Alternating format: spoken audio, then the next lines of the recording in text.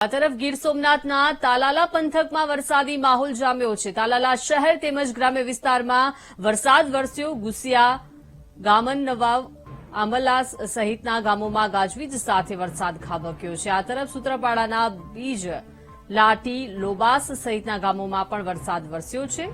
તો છેલ્લા 3-4 દિવસથી વરસાદનું આગમન રાજ્યમાં જોવા મળી રહ્યું છે, ત્યારે સૂત્રાપાડાના વિવિધ ગામડાઓમાં હાલ વરસાદનું આગમન થઈ ગયું છે। ગીર સોમનાથના તાલાલા પંથકમાં વરસાદી માહોલ જામ્યો છે।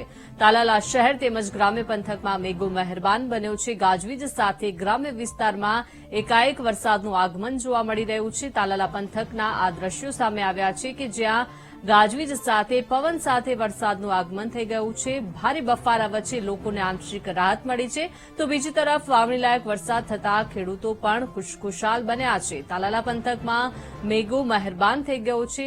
રાજ્યમાં છેલ્લા 3-4 દિવસથી વરસાદનું આગમન જોવા મળી રહ્યું છે। જૂનાગઢ જિલ્લામાં વરસાદી વાતાવરણ સર્જાયું છે, ત્યારે આજે માંગરોળમાં અસહ્ય ગરમી સવારથી પડી રહી હતી, ત્યારે આજે બપોરે અડધો કલાક